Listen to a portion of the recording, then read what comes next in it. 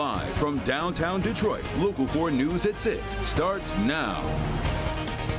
It is the unofficial start to summer as we take a live look at the beautiful Detroit riverfront. Folks across our great state hitting up beaches and firing up their grills for this Memorial Day holiday. Thanks so much for spending your holiday with us. I'm Kimberly Gill. Good evening, everybody. I'm Karen Drew in for Devin Skillian tonight. Mother Nature is giving us a great day to get out and enjoy. So let's get right over to Kim Adams with your forewarned forecast. Well, with these warm temperatures does come some problems with the ozone. Tomorrow is an air quality alert day. You might know that better as an ozone alert day, and it's for all of southeast lower Michigan. It does not include Sanilac, Lapeer, and Genesee counties. But what does that mean? Well, there are a few things that you can do to help. Tomorrow, either carpool or, if it's an option, maybe bike to work.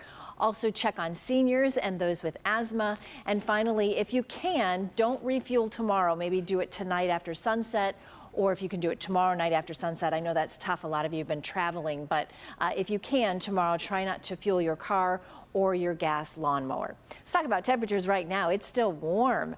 86 in the city, 84 in Pontiac and at Metro, and 83 in Ann Arbor. A little warmer than it was yesterday, by about 7 degrees in the city, 5 degrees in Pontiac, and we're not done there. Temperatures tomorrow will be getting into the mid 80s, but for tonight, if you're still hanging on to the rest of Memorial Day and you want to be outside, temperatures will drop down into the mid 60s by midnight tonight. I'll have more on chances for rain in the forecast.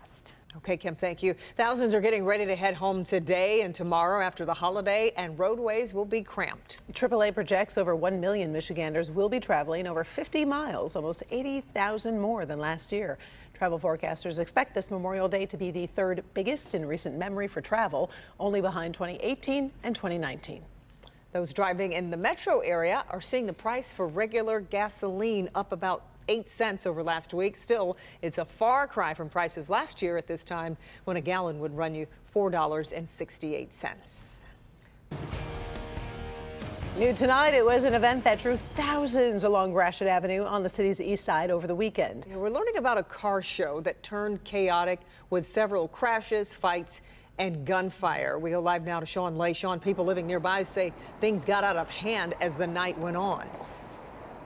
Very true. Other people, Kimberly, told me today they really enjoyed, which was a slow-moving car show up and down Gratiot that went for miles. I'll show you. It was big, and for some, in some places, it was too big.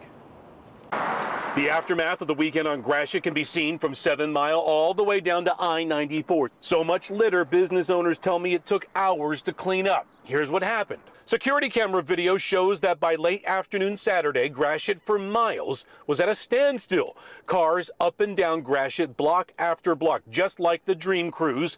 Only this grew to thousands of people by word of mouth. Word about a rolling car show on Gratiot spread quickly on social media. Michelle Patton is out on Gratiot today, but stayed home Saturday night. The crowds were just too big for her and for many others. I don't like crowds like that, especially in Detroit. Big crowds. Yes. And then there was a shooting.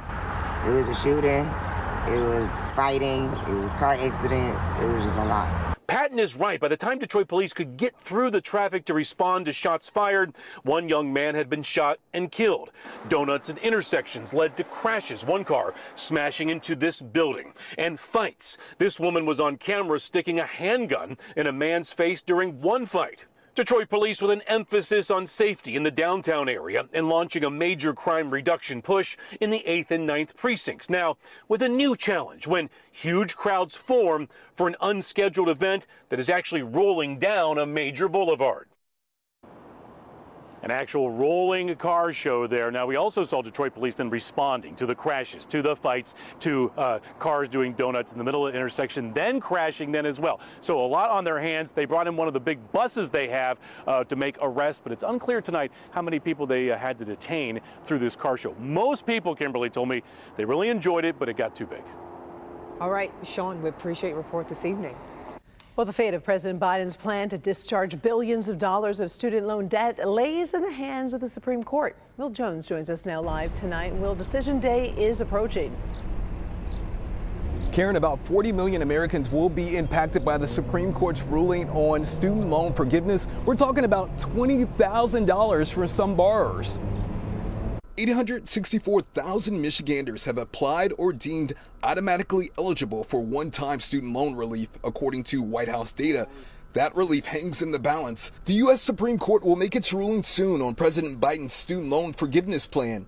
At issue, whether the administration overstepped its authority, clearing up to $20,000 in student loan debt for certain borrowers. Either he has the authority or he doesn't.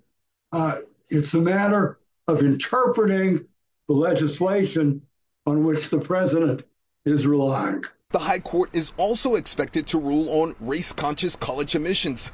Justices are weighing two cases involving Harvard and the University of North Carolina. I think highly likely that the court will end up either terminating race-conscious admissions in universities outright, or at least placing new roadblocks in the way of those programs that make them almost impossible to use. The practice is already banned in some states, including here in Michigan. Back in 2006, voters approved a ballot initiative amending the state constitution, making it illegal for state entities to consider race in admissions and hiring. Pretty much in every state where state law has terminated race consciousness, there has been a plummeting, particularly of African American students. The Supreme Court could make its ruling on those cases any day now. They have until the end of June. We are live downtown. Will Jones, Local 4. Oh, so many watching and waiting for this decision. All right, we appreciate it. Thank you, Will. The Lodge Freeway is back open after it was shut down for a police investigation. Detroit Police Homicide requested the roadway to be closed to look at a possible crime scene. It is the second time the Lodge was closed in just a few hours. It was shut down early this morning to investigate a shooting that left a car riddled with bullet holes. No one was hurt in that incident. A Detroit man is behind bars after police say his reckless driving killed someone last night. Sumter Township Police say a 43-year-old male from Detroit was driving erratically over on Sumter Road near Willow Road when he struck two people, leaving a large gathering in that area. One person was killed, another currently in critical condition. Police say the man ran from the scene but was later discovered in a wooded area near the crash. He was arrested. Police say he will be identified after he appears in court. Now to Dearborn, where investigators are looking for answers after this deadly wrong-way collision on the Southfield Freeway. Happened along northbound M39 near Ford Road. State police say the black Nissan SUV was headed south when it smashed into a red Cadillac heading north. The SUV driver, a 31-year-old woman, died. The driver of the Cadillac is being treated. However, the passenger in that vehicle is in critical condition at this hour. Tonight, a popular item sold at Trader Joe's is being pulled from store shelves because of a hidden potential danger. There's also a new tax-related scam affecting people in our area. So let's get to our consumer investigator, Hank Winchester. Hank, I also understand you have new information on airline prices. They're going up even more soon. Yeah, that is not a big shock to a lot of people, especially those who are booking summer travel right now. If you wait until June or the later part of June, well, you're going to pay a lot more. So book now. We begin our Help Me Hank consumer headlines with news on airline prices. They're up 20% from last year. Summer travel expected to be the busiest on record.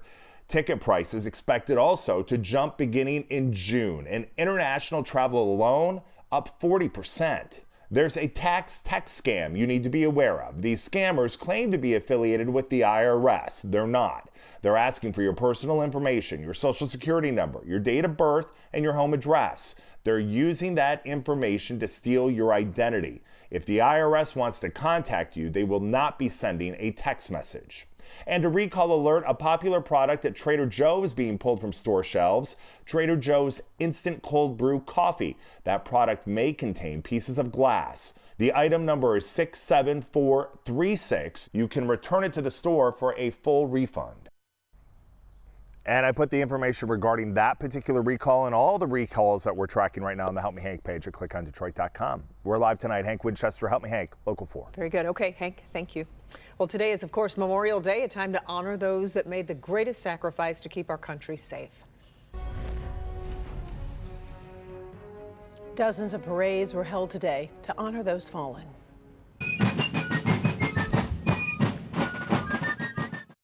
Sterling Heights held its 44th Memorial Day Parade. The theme for this year's ceremony was Victory Through Unity. The event played host to servicemen and women from the area, also a flyover from the Tuskegee Airmen.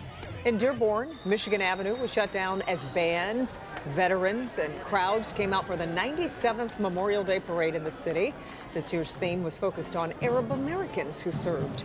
The Grand Marshal for the parade was Captain Masai Uza, a Dearborn native who was assigned to the Wright-Patterson Air Force Base in Omaha.